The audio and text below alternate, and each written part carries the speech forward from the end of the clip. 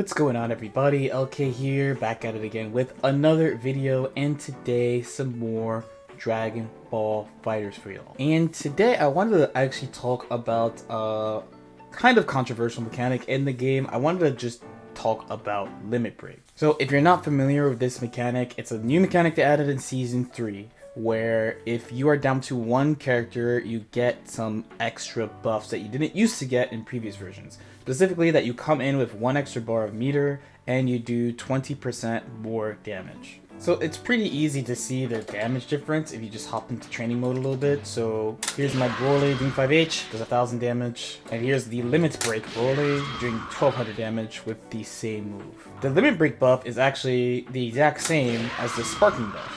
But if you have Limit Break and Sparking together, you get a larger increase. So here he has a 30% damage buff, which is a lot. So it sounds pretty crazy, right?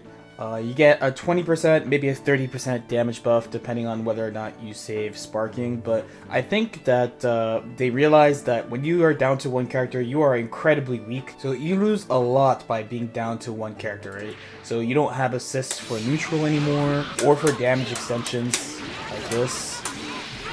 Your offense is going to be generally weaker because you don't have assists either to extend pressure, and you can't heal by tagging. So at this point, you're pretty far behind. I generally think that anything that's just damage is pretty fair as far as comeback. It could be a lot worse. So what Limit Break basically does is make it so that you can two-touch with a solo character because you have no assists. So it's their way of trying to keep you in the game longer. And it's still pretty tough because you do have to hit them. So the main thing I don't like about Limit Break, really, it doesn't even have anything to do with the actual match, like you getting stronger or anything like that. It's what it does to how people pick characters on their team, because now people think like they need a powerful anchor character to take advantage of Limit Break. To be honest, this is the reason why, one of the reasons why I picked Broly originally was for this. There was never that many picks for anchor characters in this game, and thinking about Season 2 logic, so a lot of people are playing like SSJ Goku last, for example,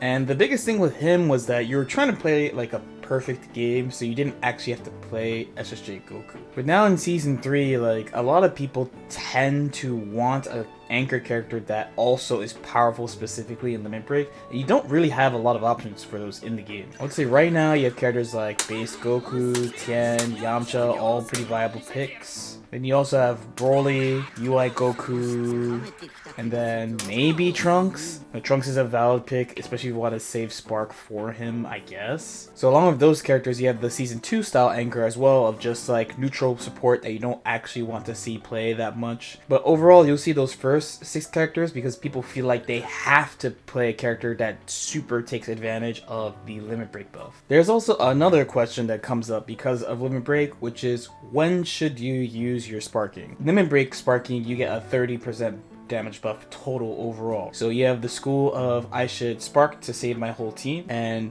the thought of I should save my Spark for my last super powerful Limit Break character. So both of these strategies are pretty legitimate. I think saving your Spark for the last character all the time is pretty rough.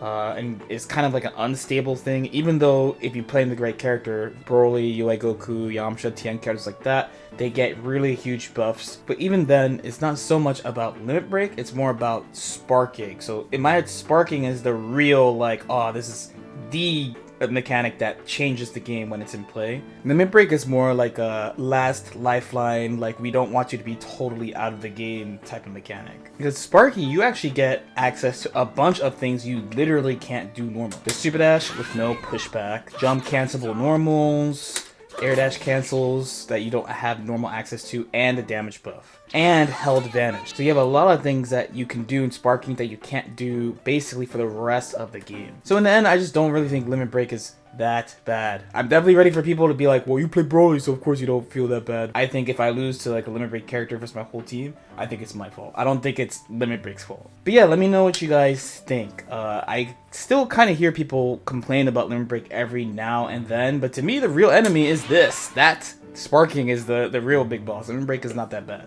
As usual, if you have any questions or comments, feel free to leave them in the comment section below. Like and subscribe if you feel like it, and I'll see you next time. Peace out.